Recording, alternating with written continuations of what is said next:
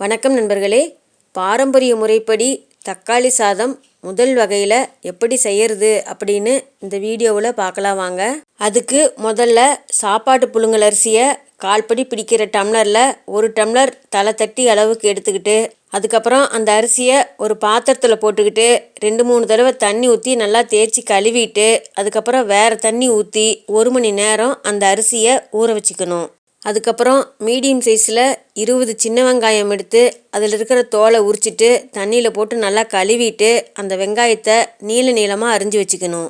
அது கூடவே ஒரே ஒரு பச்சை மிளகாவை தண்ணியில் போட்டு கழுவிட்டு நீளமாக அரிஞ்சு வச்சுக்கணும். அதுக்கப்புறம் மீடியம் சைஸில் 6 தக்காளி பழங்கள் எடுத்து அந்த தக்காளி பழங்களை தண்ணியில் போட்டு நல்லா கழுவிட்டு, ஒவ்வொரு தக்காளி பழத்தையும் 2ஆக அரிஞ்சு தக்காளி பழம் உள்ளே நல்லா இருக்குதான்னு பார்த்துக்கிட்டு, அதுக்கப்புறம் ஒவ்வொரு தக்காளி பழத்தையும் நல்லா பொடி பொடியாக அரிஞ்சு எடுத்து வச்சுக்கணும். அதுக்கப்புறம் 1/4 கை அளவுக்கு புதினா கீரை, கொஞ்சம் கொத்தமல்லி கீரை ரெண்டையும் தண்ணியில் போட்டு நல்லா அலசி கழுவி அதையும் ஒரு தட்டத்தில் எடுத்து வச்சுக்கணும். அதுக்கப்புறம் 1 இன்ச் அளவுக்கு இஞ்சி, 8 பூண்டு பற்கள் ரெண்டையும் தோலை உரிச்சிட்டு தண்ணியில் போட்டு கழுவிட்டு அதையும் சின்ன சின்ன துண்டுகளாக அரிஞ்சு வச்சுக்கணும். அதுக்கப்புறம் ஒரு மிக்சி ஜார் எடுத்துக்கிட்டு அந்த மிக்சி ஜாரில் அரிஞ்சு வச்சுருக்கிற சின்ன வெங்காயத்தில் 4 வெங்காயம் அளவுக்கு எடுத்துக்கணும். அதே மாதிரி அரிஞ்சு வச்சுருக்கிற இஞ்சி, பூண்டு, சின்ன சின்னதாக 3 பட்டை, 6 கிராம்பு, 1/4 டீஸ்பூன் சோம்பு, ஒரே ஒரு வரமிளகாய், இது எல்லாத்தையும் அந்த மிக்சி ஜாரில் போட்டுக்கணும்.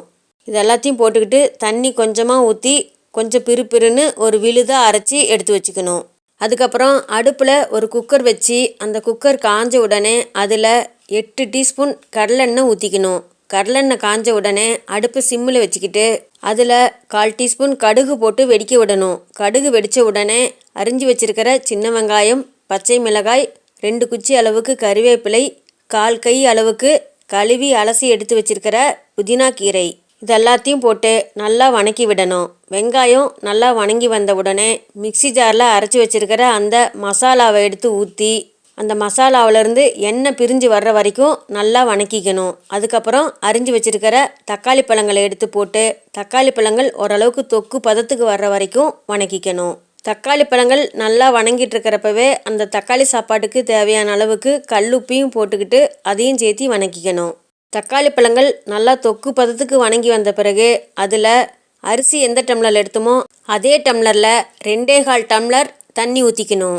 ஒருவேளை தக்காளி பழங்கள் தொக்கு பதத்துக்கு வணங்கி வரல, அதுக்கு முன்னாடியே நாம் தண்ணி ஊற்றுறோம் அப்படின்னா அந்த தக்காளி பழத்தில் தண்ணி இருக்கும். அதுக்கு தகுந்த மாதிரி தண்ணியினுடைய அளவை குறைச்சி ஊற்றிக்கணும்.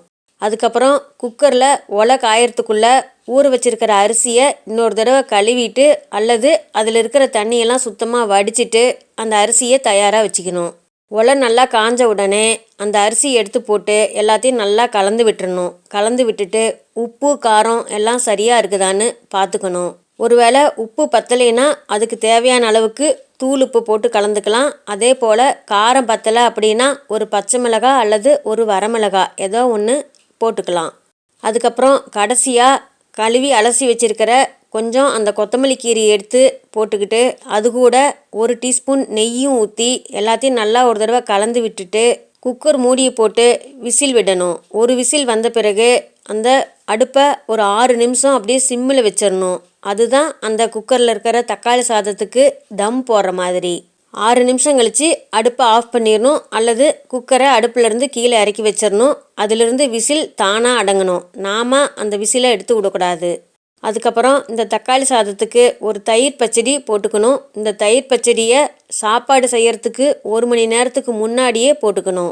தயிர் பச்சடிக்கு 2 பெரிய வெங்காயத்தை எடுத்துக்கிட்டு அதில் இருக்கிற தோலை நல்லா உரிச்சிட்டு தண்ணியில் போட்டு கழுவிட்டு ஒரு வெங்காயத்தையும் 4 துண்டுகளாக அரிஞ்சிட்டு அதுக்கப்புறம் ஒவ்வொரு பீஸையும் நீளமாக சன்னமாக அரிஞ்சு ஒரு பாத்திரத்தில் போட்டுக்கணும். அதுக்கப்புறம் அந்த வெங்காயம் இருக்கிற பாத்திரத்தில் கொஞ்சம் தண்ணி ஊற்றி அந்த வெங்காயத்தை நல்லா அலசி கழுவிட்டு அதில் இருக்கிற தண்ணியை மட்டும் வடித்து வச்சிடணும். அதுக்கப்புறம் ஒரே ஒரு பச்சை மிளகாவை எடுத்து அதை தண்ணியில் போட்டு நல்லா கழுவிட்டு பொடி பொடியாக அரிஞ்சு அந்த வெங்காயத்து கூட ஒன்றா போட்டுக்கணும். அது கூடவே ஒரே ஒரு குச்சி அளவுக்கு கறிவேப்பிலை, கொஞ்சம் கொத்தமல்லி இலை ரெண்டையும் தண்ணியில் போட்டு கழுவிட்டு அதையும் பொடி பொடியாக அரிஞ்சு அந்த வெங்காயத்தோடனா போட்டுக்கணும். அதுக்கப்புறம் அந்த வெங்காயத்தில் தாராளமாக இருக்கிற அளவுக்கு நல்லா துவஞ்சி இருக்கிற கெட்டி தயிரை ஊற்றிக்கணும். தயிர் ஊற்றி நல்லா கலந்து விட்டுட்டு அதுக்கப்புறம் அந்த வெங்காய தயிருக்கு தேவையான அளவுக்கு தூளுப்பையும் போட்டு நல்லா கலந்துக்கணும். இந்த தயிர் பச்சடி போட்டு ஒரு மணி நேரம் அல்லது 2 மணி நேரம் ஊறிச்சினாக்கா அதில் நல்லா சுவை கிடைக்கும். அதுக்கப்புறம் குக்கரில் விசில் அடங்கியிருந்தது அப்படின்னா குக்கர் மூடியை திறந்துட்டு ஒரு கரண்டி போட்டு சாதம் உடையாமல் அப்படியே மெல்லமாக அழுங்காமல் அந்த சாதத்தை கிளறி விடணும். அதுக்கப்புறம் அந்த சூடான தக்காளி சாதத்தை ஒரு தட்டில் போட்டு அது கூட இந்த வெங்காய தயிர் பச்சடியும் போட்டு சாப்பிட்டோம் அப்படின்னா அவ்வளவு சுவையாக இருக்கும். பாரம்பரியமான முறையில் செய்கிற இந்த தக்காளி சாதத்தை நீங்களும் செஞ்சு சாப்பிட்டு பார்த்துட்டு எப்படி இருந்ததுன்னு கமெண்ட்டில் சொல்லுங்கள். இந்த வீடியோ உங்களுக்கு பிடிச்சிருந்தா நம்ம சேனலை இது வரைக்கும் சப்ஸ்கிரைப் பண்ணாதவங்க சப்ஸ்கிரைப் பண்ணுங்கள். உங்களுக்கு தெரிஞ்சவங்களுக்கு ஷேர் பண்ணுங்கள், லைக் பண்ணுங்கள், கமெண்ட் பண்ணுங்கள். மீண்டும் அடுத்த வீடியோவில் சந்திப்போம் நண்பர்களே.